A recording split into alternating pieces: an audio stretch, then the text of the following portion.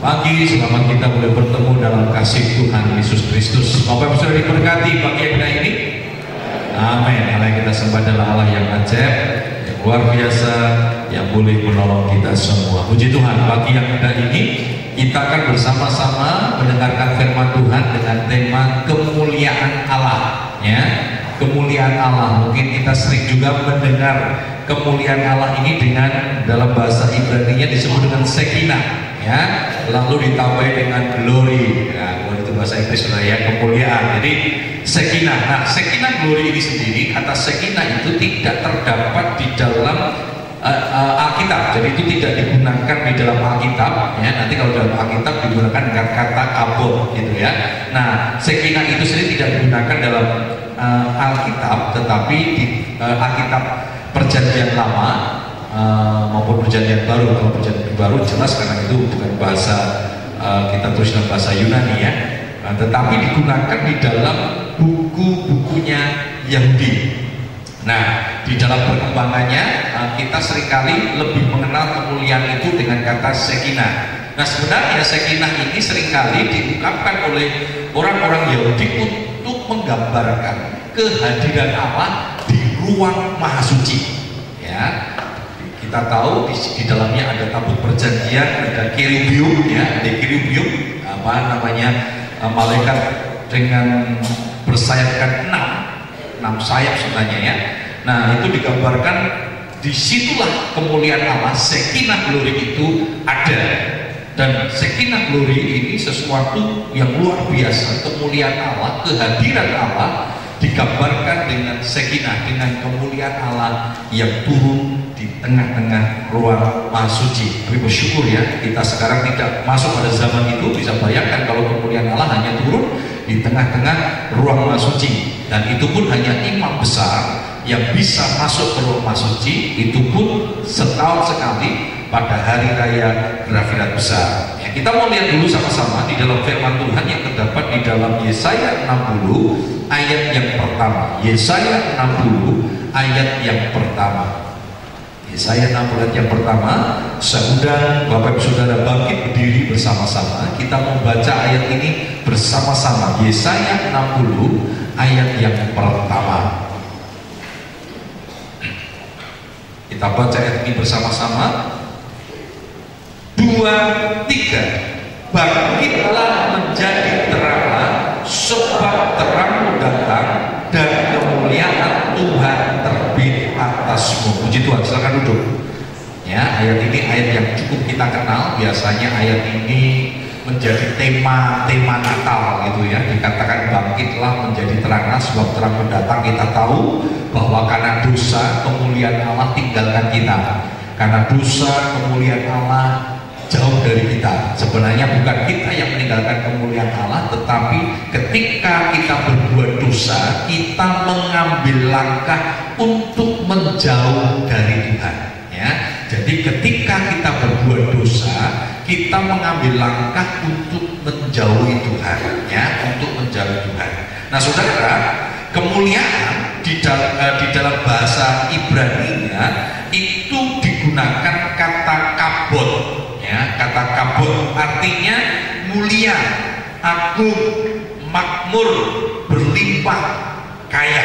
Ya, itu di dalam bahasa aslinya. Maka seringkali kalau kita kemuliaan dunia seringkali digambarkan dengan nilai-nilai ini. Ada mulia, ada agung, ada makmur, berlimpah, kaya. Ya, wah, sekinis mulya, ya. Itu artinya kan, wah, sudah makmur, sudah berlimpah, sudah kaya. Nah, di dalam bahasa Yunani-nya disebut, dalam bahasa Perjanjian Baru disebut dengan kata doxa, ya, doxologi. Nah, kalau sudah mungkin masih ingat di dalam orang-orang GKJ, orang-orang GKI, ya, ada doxologi, yaitu pujian. Itu sebenarnya satu kemuliaan yang kita berikan untuk Tuhan. Biasanya ada itu, ya. Kalau Pantekosta nggak kenal itu, ya. Biasanya di ibadah-ibadah Protestan itu GKJ, GKI, HKBP, GPIB itu seringkali ada doxologi. Ya, doxologi itu satu ungkapan perasaan gimana kita memuliakan Allah, kita mengagungkan Tuhan. Ya, doxa itu artinya semarak, kecemerlangan, kemakmuran, dan terkenal gitu ya, kita mengagungkan Tuhan ya. Jadi yang terkenal itu hanya boleh Tuhan. Nah saudara, kemuliaan dalam bahasa Ibrani tadi kata kabot itu memiliki arti hadirat Allah yang memiliki bobot atau nilai, atau kemuliaan yang memiliki bobot atau nilai.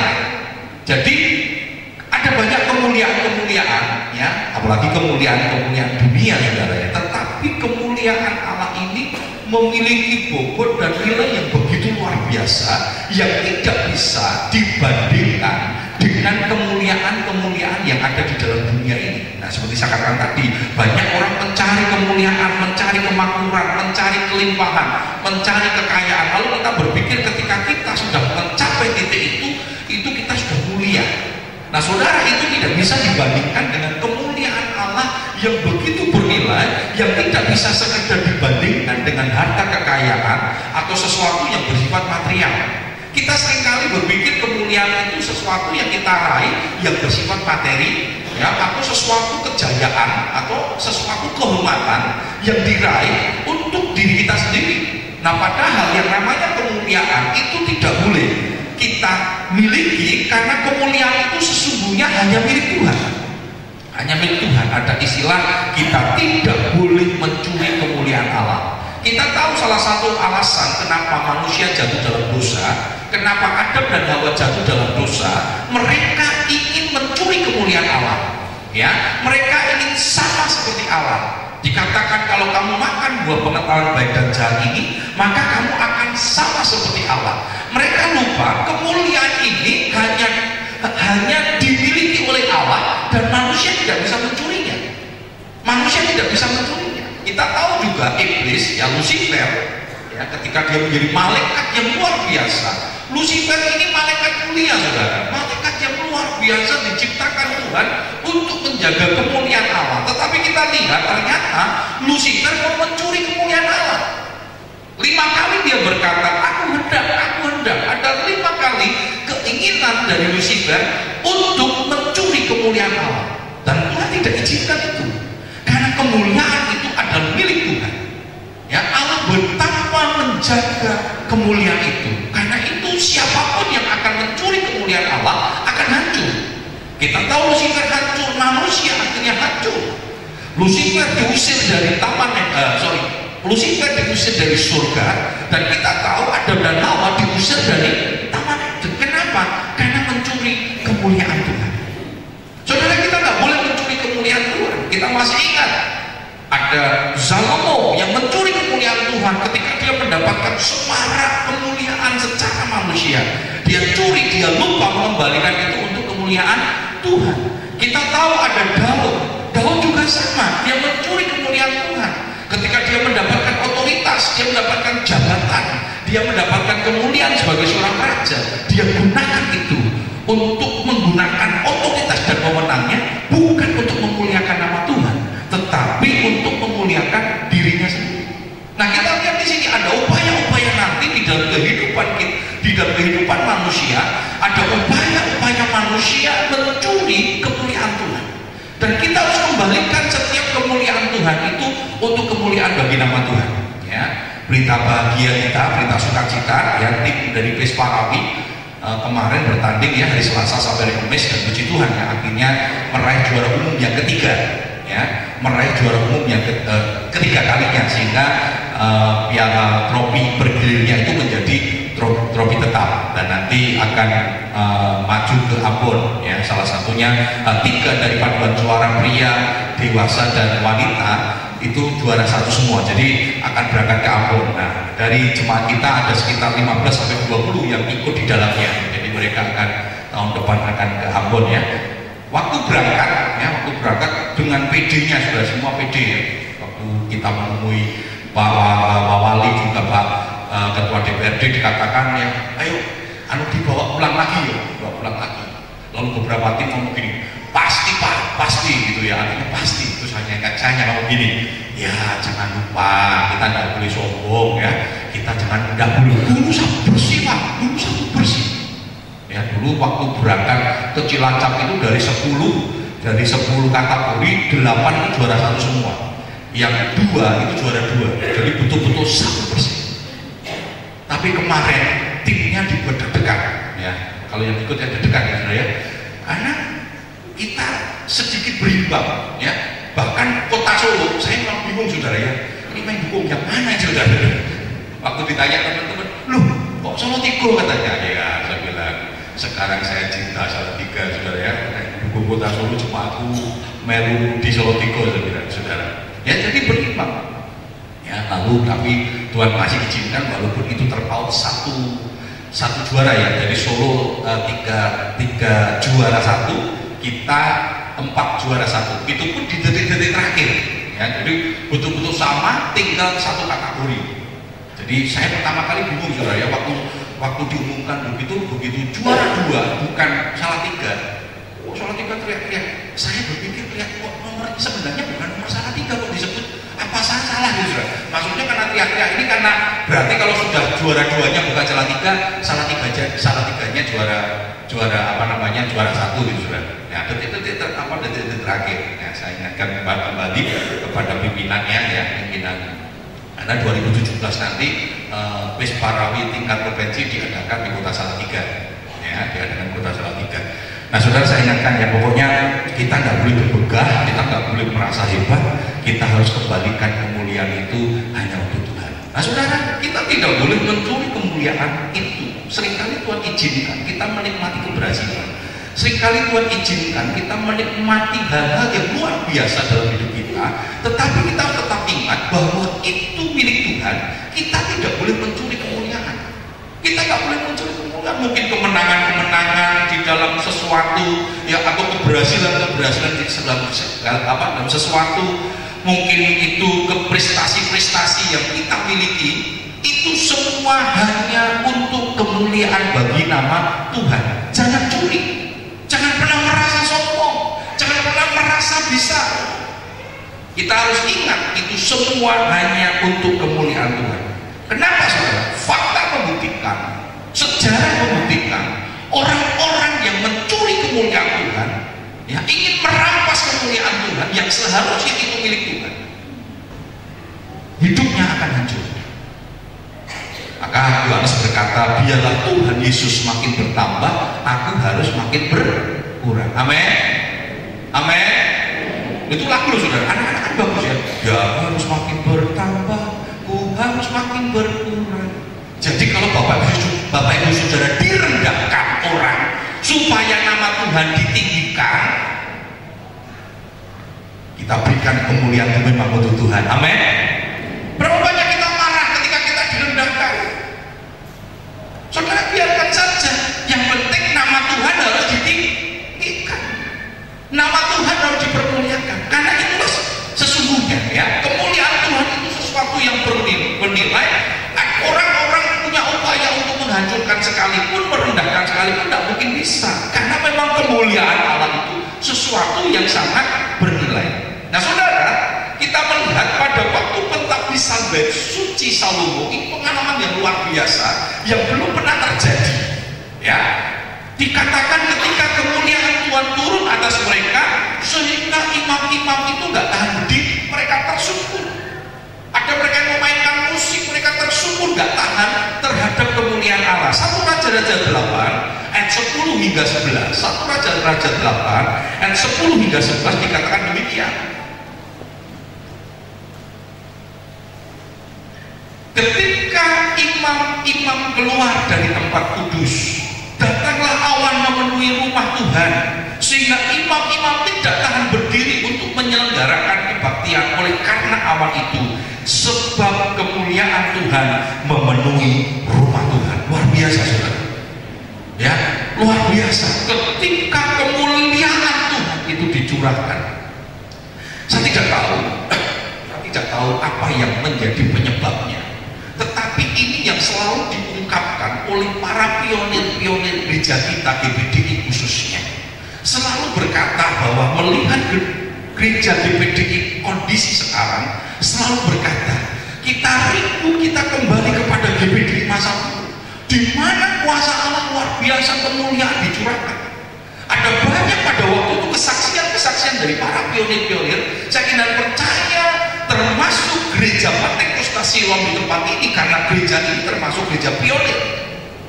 Saya kira percaya pasti ada, mungkin ada bapak ibu jemaat-jemaat yang lama-lama gitu sudah, yang mengikuti dari perintisan awal gereja ini berdiri. Saya tidak percaya kita punya pengalaman-pengalaman yang luar biasa itu.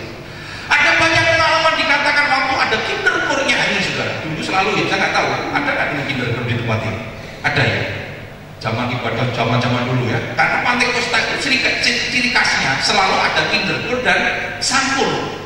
Ya, kinderkur itu anak-anak sekolah minggu nyanyi dan sangkur itu selalu ada dan sekarang sudah mulai hilang.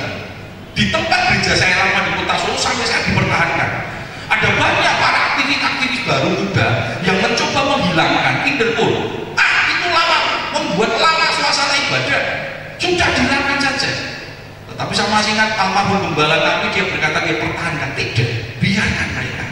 Karena ini ajarkan anak-anak kecil untuk mereka memuji Tuhan. Di sana ada kinderkur dan sangkur setiap kali ibadah. Itu rutin ya. Jadi anak-anak sekolah minggu dan sangkur pemuda ya, pemuda remaja, bapak-bapak ibu pun sangkur itu paduan suara hukum dan sebagainya. Dan sering kali terjadi ada baru kinderkur nyanyi, orang sakit disembuhkan. Itu pengalaman-pengalaman yang luar biasa. Bahkan ada satu hamba Tuhan, mungkin bapak saudara yang senior kenal ya, Bapak Pendeta almarhum J.K. Lukas Yikalo, badan gede juga. Dia pernah mengadakan ibadah di Sulawesi. Saudara, mengadakan ibadah di Sulawesi. Di satu bukit begitu saudara gerejanya. Ketika dia sudah mengadakan ibadah kemuliaan Tuhan Kudus, orang-orang yang ada di dalam ibadah itu mereka dipenuhi dengan kuasa kudus. Mereka mengalami kehadiran Tuhan yang luar biasa. Nah saudara, ketika kemuliaan itu turun, penduduk-penduduk yang ada di bawah bukit itu melihat gereja itu terbakar. Karena dia melihat gereja itu dipenuhi dengan api. Sehingga pada waktu itu penduduk-penduduk lari membawa ember, membawa air untuk mematikan api itu. Mereka lupa bahwa mereka tidak tahu bahwa api itu adalah api kemuliaan Tuhan. Dan itu terjadi. Maka Sulawesi terjadi kegerakan yang luar biasa sudah pada waktu itu. Banyak orang-orang bertobat. Nah, ketika mau disiramkan, mereka mendekati. Ketika mereka mendekat ke gereja itu, mereka nggak tahan dengan kemuliaan Tuhan. Mereka terpelanting dan mereka juga dipenuhkan Roh Kudus. Luar biasa sudah. Jadi kegerakan itu terjadi luar biasa. Nah, sekarang kesaksian-kesaksian itu sudah nggak didengar lagi. Sudah tidak ada lagi. Sudah lihat gereja-gereja sekarang lebih banyak ke konser-konser. Saya tidak tahu apa yang terjadi, ya. Tetapi mungkin juga dunianya berbeda, saudara. Ya, sekarang ini luar biasa. Kalau dulu kan jemaat-jemaat, mungkin negara kita juga baru mengalami kondisi setelah proklamasi masih sulit dan sebagainya, ekonomi mungkin tidak seperti sekarang, fasilitas tidak seperti sekarang, teknologi tidak seperti sekarang ya. Dulu televisi saja kalau yang punya belum tentu saudara ya. Dulu saya mendengarkan dari orang tua saya, Pak Karno pidato saudara, itu radio saja saudara, radio saudara, itu orang ngumpul karena tidak semua punya radio, apalagi televisi. Jadi kalau nggak tahu nih bapak-bapak ibu yang usianya pada zaman-zaman tahun-tahun 45 itu ya, dikatakan mendengarkan radio sudah disebar ngumpulin di kelurahan, di tempat-tempat orang-orang kaya punya radio. Fasilitas nggak seperti sekarang, televisi jarang, ada pun pada waktu itu hanya stasiunnya RRI, TVRI radio ya, hanya TVRI. Sekarang luar biasa saudara. Jadi dulu mungkin begitu acara doa, oh datang semua saudara. Sekarang doa Jatirofe, Mahabharata, oh nggak bisa saudara. Apa salah cerita apa ya? Saya nggak tahu. Sinetron sekarang udah, saya nggak terlalu suka sinetron saudara ya, lebay saudara ya. Ceritanya paling sinetron Indonesia itu nggak taruh apa sudah. Cakep-cakep kok serigala, ya serigala elek, oh cakep kok serigala. Ganteng-ganteng serigala itu elek saudara. Ganteng saya daripada serigala. Saudara kalau dikatakan bagus lebih jelek dari serigala, mungkin sakit hati saudara. Ganteng-ganteng serigala tidak bagus saudara. Nah sekarang mungkin saya yakin mungkin itu pengaruhnya saudara. Teknologi luar biasa saudara, ya. Teknologi luar biasa. Sekarang ada alat-alat canggih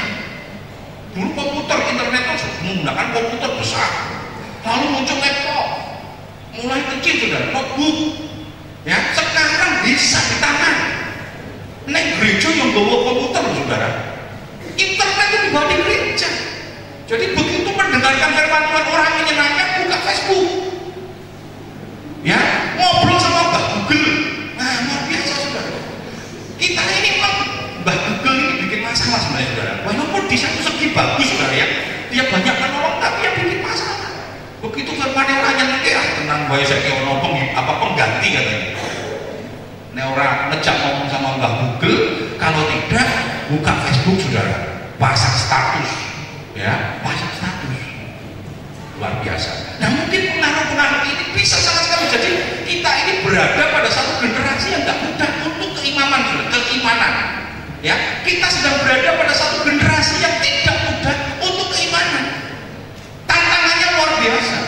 Tantangannya luar biasa. Dan ini menjadi pertanyaan bapak-bapak senior pada zaman dahulu.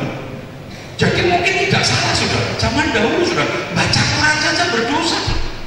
Punya klinik berdosa. Saya punya teman dulu akhirnya nggak mau ke gereja karena sakit hati sama gembala. Kenapa dikatakan tidak boleh baca tidak boleh nonton TV?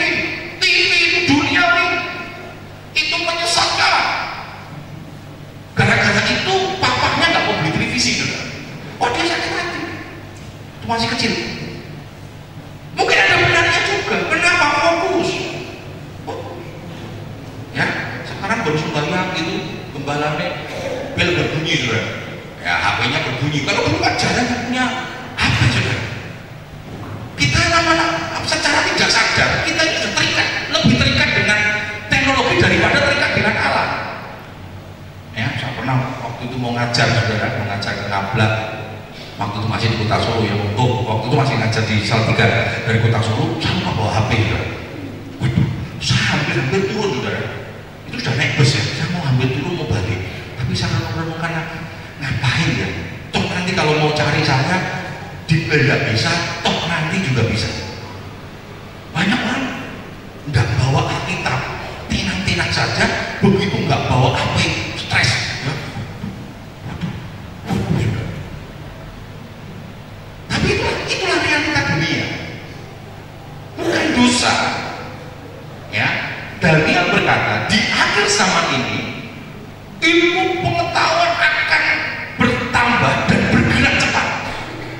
Jadi dikatakan itu bertambah itu artinya mengalami pergerakan yang begitu cepat. Pengetahuan itu luar biasa, saudara.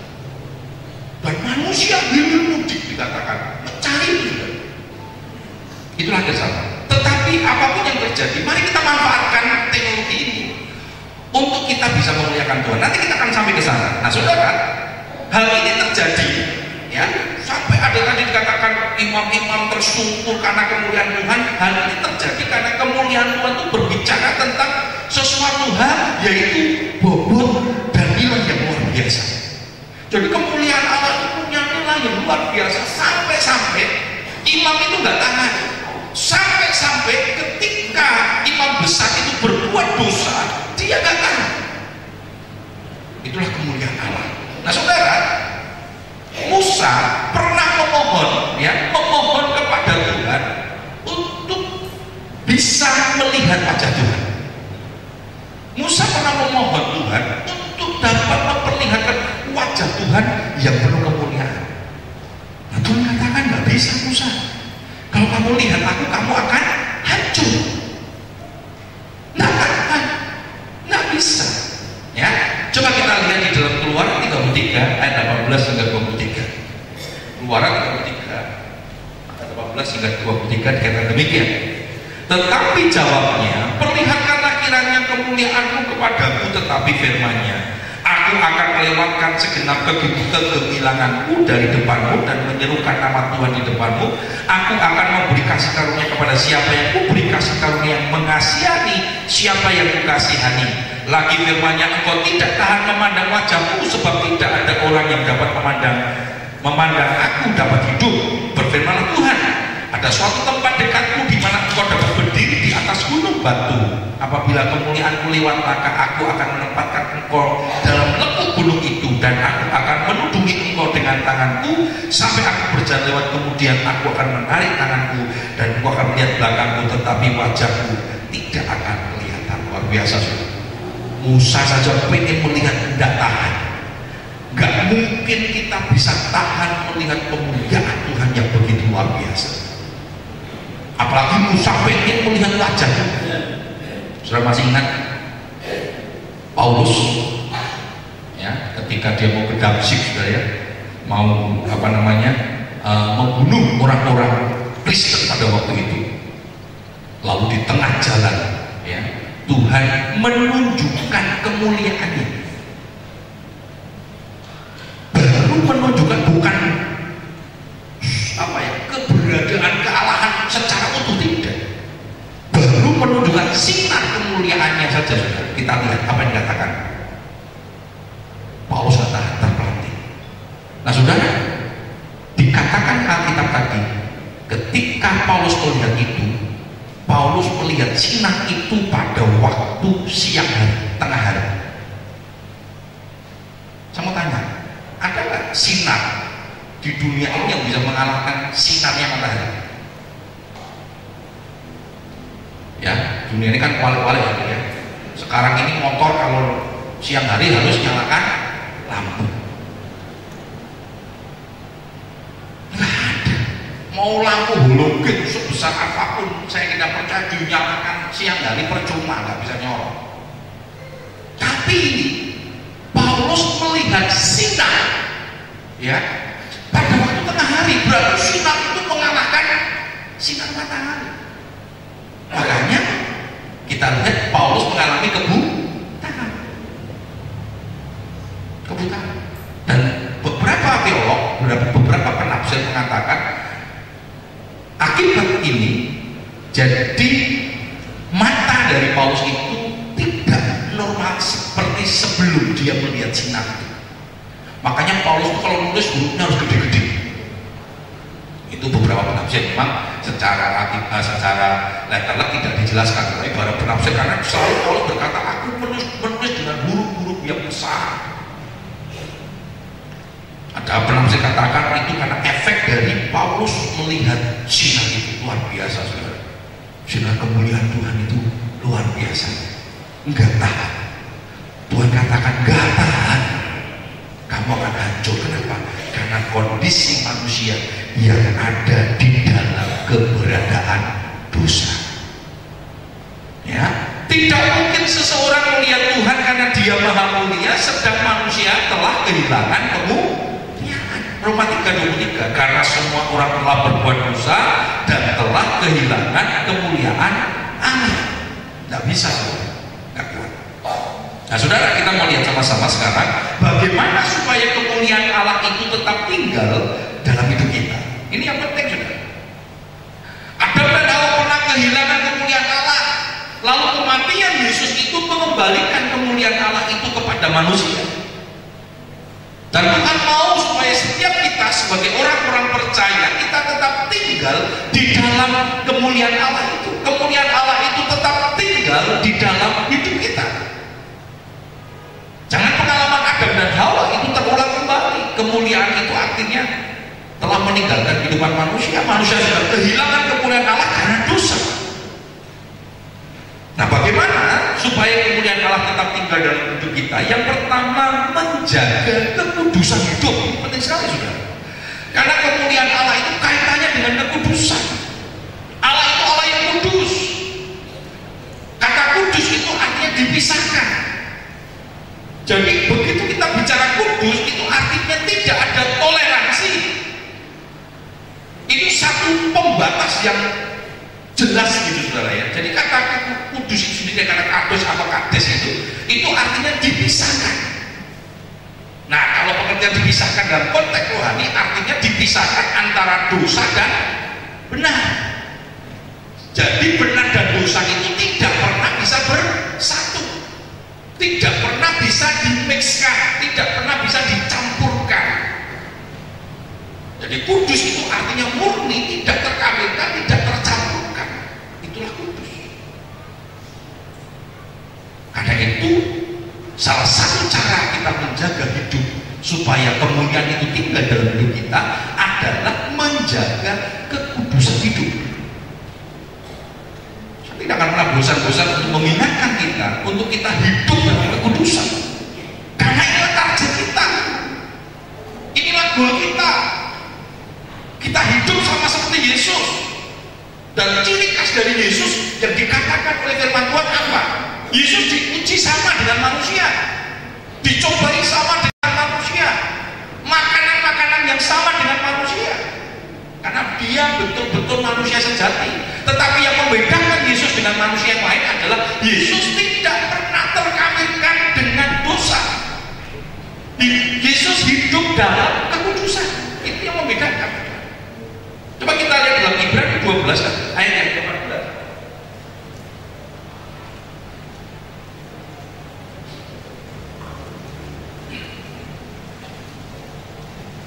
Ibrani 12:14 kata demikian, berusahalah hidup damai dengan semua orang dan kejarlah kekudusan, sebab tanpa kekudusan tidak seorang pun akan melihat Tuhan. Jadi kalau kita tidak hidup dalam kekudusan, tidak akan kita melihat kemuliaan Allah dalam hidup kita. Karena itu jaga kekudusan kita. Ketika Lucifer sudah tidak lagi kudus di dalam pikirannya, ini masalah pikiran. Kan dia berkata aku hendak.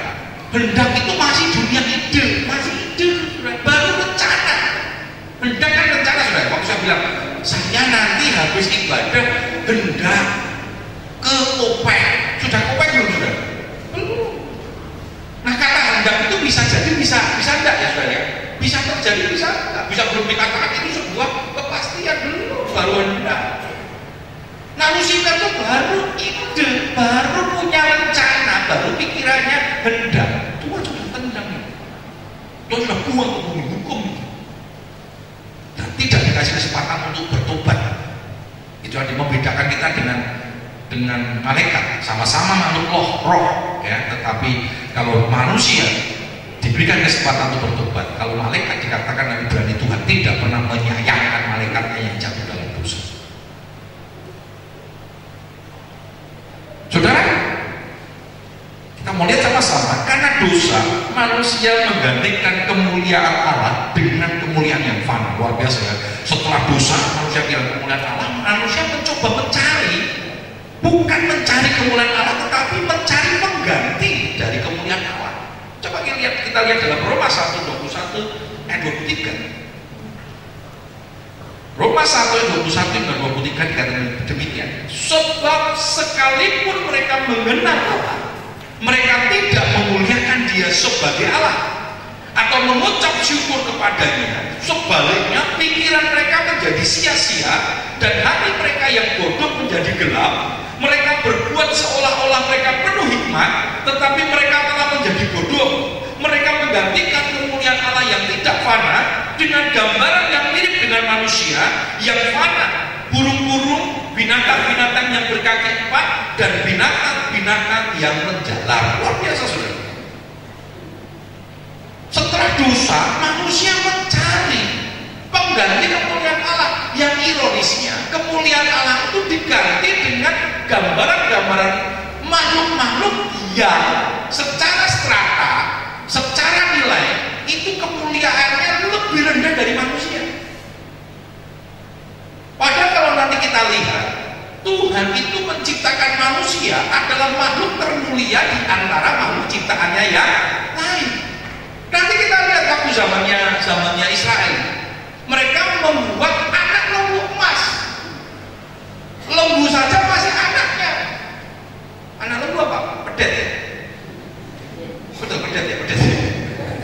Bayangkan, buat pedet, bukan lembunya sudah, pedetnya sudah, itu disembah. Bayangkan. Padahal kita ini lebih mulia dari pedet. Nah saudara, kalau nyembah seperti itu, ya, naga disembah. Nanti di dagon itu binatang ikan saudara, disembah. Lah ya enaknya kan pecel lele saudara, disembah. Loh, ini terjadi loh saudara. sing mau bareng loh, sing mau bareng sama saudara lebih mulia saudara. Kita lihat itu, manusia betapa menggantikan kemuliaan Tuhan dengan sesuatu yang sangat rendah, lalu mereka berpikir dia berhikmat. Betul nggak saudara? Banyak orang-orang yang berhikmat loh, wah di sana itu ada singa barong, apalagi bisa nggak ngerti saudara. Ada roh-roh yang menggambarkan kemuliaan. Sebenarnya kalau dibandingkan nanti dengan kemuliaan kita sebagai makhluk ciptaan Tuhan, kita ini paling mulia. Bisa bayangkan ya, kemuliaan Allah itu disebandingkan dengan kemuliaan yang dengan kemuliaan kita saja itu lebih rendah. Itu yang terjadi. Dan ketika orang cerita ini kan, waduh, luar biasa, saudara kan sepertinya hikmah, pinter gitu ya. Apa itu Mister Tutul kalau nggak salah ya, tempat-tempat angker katanya pernah di Salatiga saudara. Semua yang cerita itu pernah, yang dekatnya bisik. Karena ada gambarnya apa itu ya? Saudara, itulah keadaan manusia. Manusia sudah menggantikan kemuliaan. Coba binatang semua saudara kan, show, wah show mopo, ketek. Lalu kita itu ketek itu sama kita itu lebih. Saya dulu waktu kecil saya suka ketek saudara. Dulu kalau ngisi agenda saudara ya, agenda kan, agenda ya atau agenda itu. Buku kenang-kenangan itu saudara ya, ada fotonya, nama aku, sebagainya masih ada. Show ketek, bintang liu, bangga, liwen. Rendah itu. Kita manusia hebat. Sekarang kalau saya sudah begitu tahu saudara ya, itu enggak, waduh kita ini mulia kok saudara. Bintang Daud. Nah, itu saudara ya. Ada yang percaya sama Sio saudara? Wah, Sionya ketek. Makanya semuanya baru-baru saudara. Nek babi, wah turu terus katanya saudara. Nek pitik pinter saudara, keker-keker ya. Ayam kan keker-keker saudara. Oh, mesti tahu saudara ya. Setuju dengan saya, tapi jangan diaminkan saudara. Saudara lebih mulia daripada ciptaan yang lain. Tapi kalau manusia menggantikan kemuliaan. Dan sepertinya kalau bicara itu lebih pinter saudara. Lebih percaya kan? Soalnya apa? Ketek katanya. Ketek seneng saudara. Seneng ya. Ketek itu pinter. Oh seneng itu pinter. Menungso itu lebih bener ya ketek saudara. Dipercaya bahwa saudara manusia bukan ketek. Ya atau naga atau kucing atau tikus kali itu. Ya, kita lebih mulia. Jangan ganti kemuliaan Allah dengan kemuliaan yang fana. Itu dilakukan oleh manusia. Itu kan Tuhan sudah dikatakan. Ya. Kan manusia ngomong dan kita hormat tadi. Nah saudara, karena itu kita harus memuliakan Allah dengan tubuh kita. Artinya menjaga dalam kekudusan. Hidup kita harus selalu dijaga dalam kekudusan. Coba kita lihat di dalam 1 Korintus 6 ayat 20. 1 Korintus 6 ayat 20 dikatakan begini, sebab kamu telah dibeli dan harganya telah lunas dibayar, karena itu muliakanlah Allah dengan tubuhmu. Kita sudah kehilangan kemuliaan Allah saudara, karena dosanya Adam dan Hawa. Lalu Yesus mati, Yesus bayar itu kembali. Kita dikembalikan pada posisi yang sesungguhnya, di mana kita adalah makhluk mulia. Kemuliaan itu dikembalikan kepada kita. Nah karena itu Tuhan mau jaga tubuhmu, supaya melalui tubuh kita memuliakan Allah. Orang-orang yang menggunakan tubuhnya tidak untuk kemuliaan Allah, pasti roh Allah itu tinggalkan dia. Masih ingat Daud? Begitu dia berzina, ada rasa penyesalan yang amat dalam. Sampai dia katakan, Tuhan jangan jauhkan rohmu dariku. Bicara kemuliaan. Jangan jauhkan kemuliaanmu dariku, karena Daud menyadari dia tidak bisa hidup di luar kemuliaan itu. Saya kira percaya saudara setuju dengan saya. Ketika mau berbuat dosa, tidak ada dosa yang menyenangkan. Saya kira percaya ketika mau berbuat dosa pasti ada rasa kebersalahan yang luar biasa, ada rasa penyesalan yang luar biasa, dan engkau pasti merasakan kemuliaan Allah itu tinggalkan kita. Sebenarnya bukan kemuliaan Allah tinggalkan kita. Ketika engkau berbuat dosa, engkau mengambil langkah secara rohani untuk meninggalkan kemuliaan Tuhan. Ada yang berbuat dosa nyaman? paling kecil nyontek, ada yang nyontek aman? Udah ada yang nyontek itu.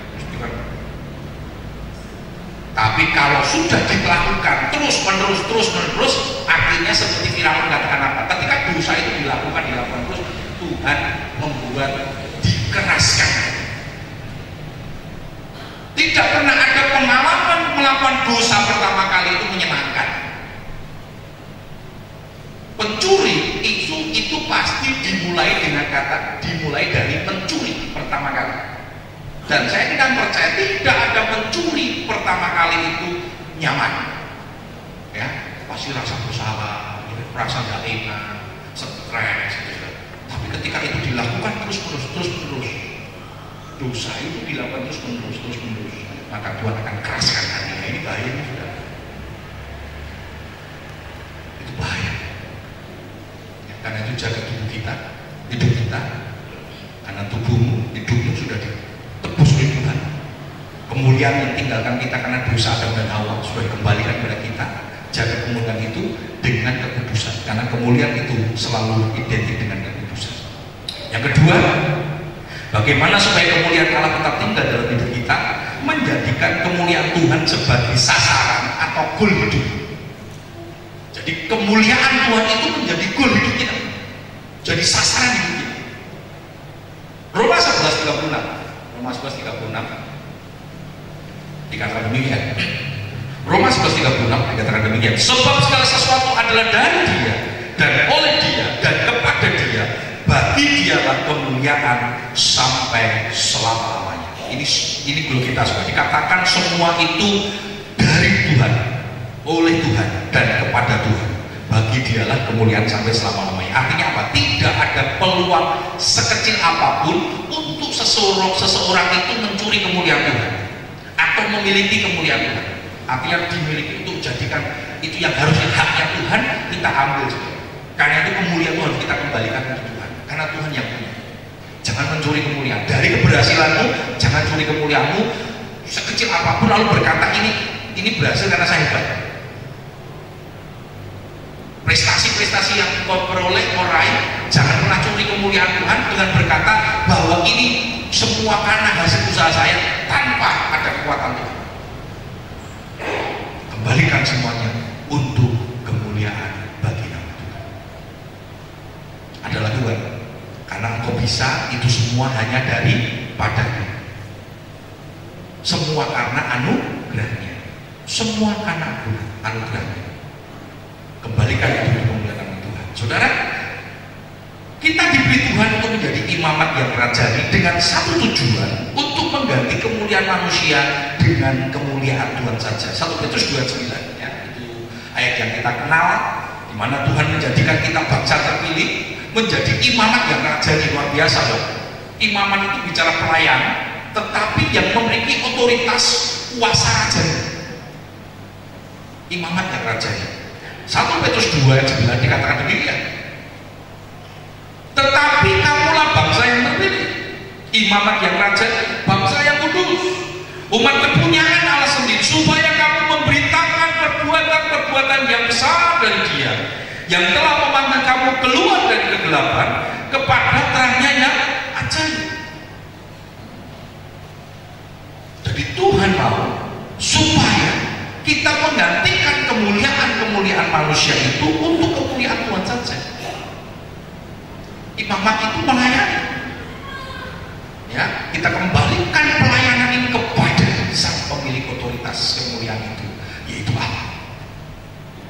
Dengan pelayanan kita dapat memberitakan perbuatan-perbuatan Tuhan yang besar, dikatakan perbuatan-perbuatan Tuhan yang ajaib. Kembalikan kemuliaan itu kepada Tuhan. Ya, apapun yang kita lakukan dalam hidup kita, sasarannya adalah untuk memuliakan Allah. Apapun juga. Kita sudah dengar tadi bahwa segala sesuatu dari Dia, oleh Dia, dan kemuliaan itu hanya Tuhan yang punya dan harus dikembalikan pada Tuhan. Karena itu apapun yang kita lakukan di dalam hidup kita, sasarannya adalah untuk memuliakan Allah. Sasarannya hanya untuk memuliakan Allah. 1 Korintus 10 ayat 31. 1 Korintus 10 ayat 31. Saya akan bacakan demikian firman Tuhan. 1 Korintus 10:31. Jika engkau makan, atau jika engkau minum, atau jika engkau melakukan sesuatu yang lain, lakukanlah semuanya itu untuk kemuliaan Allah. Luar biasa, boleh. Makan saja dikatakan tadi, lakukan untuk kemuliaan Tuhan. Kalau minum, minum untuk kemuliaan Tuhan. Luar biasa ini, saudara. Dan segala sesuatu yang lain, jadi semuanya apapun yang dilakukan, makan saja harus memuliakan Tuhan. Luar biasa, saudara. Ya, berarti banyak orang makan tidak untuk memuliakan Tuhan. Nanti kalau kita lihat di dalam Alkitab itu, ya, banyak aturan-aturan tentang makan. Kalau kamu makan, katakan apa? Taruh pisau di lehermu. Oh, luar biasa gitu ya. Begitu lihat babi panggang, ya, ayam betutu, saudara ya. Wah, coba dikatakan tarik leher, saudara ya. Supaya maksudnya jangan sampai kita makan nggak tahu aturan gitu, saudara ya. Saya seringkali katakan ya, di itu ada yang makan, saudara ya, ada yang kenyang. Kalau dia sudah kenyangan, kenyangan dia sakit perut. Ya, maka saya bilang, ayo, nggak boleh kenyang-kenyang, nggak boleh kenyang-kenyang. Ya, ada istilah gini, berhentilah makan sebelum kenyang. Jadi makan ternyata juga bisa memuliakan Tuhan, saudara. Bisa juga tidak memuliakan. Pasti kan artinya begitu, bukan katakan makan, minum, apa segala lain, memuliakan untuk kemuliaan Tuhan. Jadi kalau kita makan tujuannya apa? Supaya tubuh kita sehat. Boleh tidak makan coba? Ya boleh, saudara. Saya kira percaya ini Tuhan bilang hikmat seseorang dulu penemu menu coba, itu sudah ya, pecel, itu kan Tuhan berikan itu sudah. Itu merupakan perkembangan dari budaya. Enteng-enteng itu kan tidak Tuhan ciptakan enteng-enteng, tidak. Tuhan ciptakan berikan otoritas kepada manusia ya. Di wanita saya sudah terangkan itu di Kejadian 1 di mana Tuhan berikan mandat budaya. Manusia mengembangkan. Waktu Adam dan Hawa itu ada enteng-enteng juga. Ada orang ngomong gini ya, wah bayangkan kalau hidup seperti Adam dan Hawa kan enak. Ya tapi bilang saudara, makanannya saudara siomba gak boleh. Saudara mau potong babinya ngomong bagus, kita kan friend, maksud dipotong katanya. Mau mancing saudara ya, mancing ternyata ikannya dipancing ngomong, oh ngaku sih ternyata mancing tuh kelihatannya kasih cacing, tetapi ternyata mancing saya gitu ya. Mau dipotong, nggak bisa saudara. Jadi kalau di zaman taman pada waktu di Taman Eden itu belum ada. Siombak juga masalahnya bukan sekedar nggak bisa makan, memang nggak boleh kan, hanya buah-buahan. Tapi yang kedua, menu-menu itu belum ada. Pecel belum ada, yang vegetarian belum ada, sudah belum terciptakan pada waktu itu. Nah itu perkembangan budaya sudah. Ya, berkembanglah budaya itu. Mulai sampai semua berbagai macam baju juga belum ada, bisa bayangkan ya baju Adam dan Hawa kan modelnya itu kulit domba di lubang tengahnya masukkan bedeng gitu saudara ya, ditali kan itu sudah. Belum ada desainer belum ada. Makan juga masih muluk. Belum ada sumpet, belum ada sendok, belum ada suruh saudara ya. Itu perkembangan dari budaya. Terus sampai ke kita. Itulah perkembangan budaya. Nah, artinya semua itu diciptakan memang Tuhan izinkan, tetapi dipakai untuk memuliakan nama Tuhan. Jadi kalau kita melakukan segala sesuatu apapun dalam hidup ini harus dilakukan untuk memuliakan nama Tuhan. Karena Tuhan berikan mandat budaya itu supaya ketika mandat budaya itu kita lakukan, kita mengembalikan kemuliaannya itu hanya Tuhan ya. Kita harus di dalam hidup kita harus mencerminkan kemuliaan Allah. Ya, dalam hidup kita, karena itu kita selalu mencerminkan kemuliaan Tuhan. Dalam 2 Korintus 3:18 dikatakan demikian. 2 Korintus 3:18, dan kita semua mencerminkan kemuliaan Tuhan dengan muka yang tidak terselubung, dan karena kemuliaan itu datangnya dari Tuhan yang adalah Roh, maka kita diubah menjadi serupa dengan gambarnya dalam kemuliaan yang semakin besar. Coba kita lihat kalau kita bercermin itu yang muncul kemuliaan Tuhan atau kemuliaan pribadi atau kemuliaan Allah. Ya, waktu kita bercermin itu ganteng juga ternyata pinter. Nah saudara, ketika engkau tahu itu, kembalikan itu untuk kemuliaan Tuhan. Ini yang dimaksudkan ketika engkau bercermin ada kemuliaan Allah yang terpancar di dalam. ada nama Tuhan yang diagungkan di dalamnya. Seperti Yohanes berkata, biar Tuhan yang semakin ditinggikan, aku semakin berkurang. Luar biasa, saudara. Jadi ketika engkau diizinkan Tuhan berkurang kemuliaanmu, supaya nama Tuhan dimuliakan, relakan saja, karena itu menjadi tujuan kita. Memang kemuliaan itu bukan milik kita, kemuliaan itu milik Tuhan. Saudara, manusia bahaya ketika dia curi kemuliaan. Karena lihat itu, manusia sangat berbahaya ketika dia mencuri kemuliaan itu.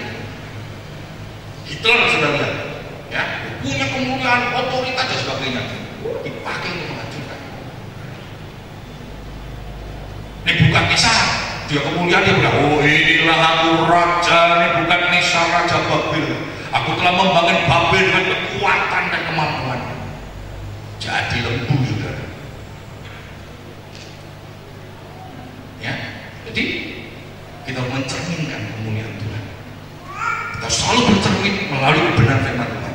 Ya, yang ketiga, bagaimana supaya kemuliaan Allah tetap tinggal dalam hidup kita? Hidup dalam kemuliaan Allah. Kita harus selalu tinggal dalam kemuliaan Allah. 1 Tawarik 16 ayat 29. 1 Tawarik 16 ayat 29 dikatakan demikian, berilah kepada Tuhan kemuliaan namanya, bawalah persembahan dan masuklah menghadap Dia, sujudlah menyembah kepada Tuhan dan berhiaskan kekudusan. Saudara, biarlah kita selalu tinggal dan hidup dalam kemuliaan Allah.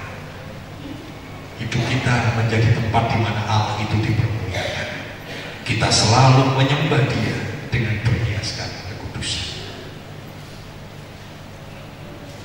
Mari kita introspeksi diri kita, hidup kita.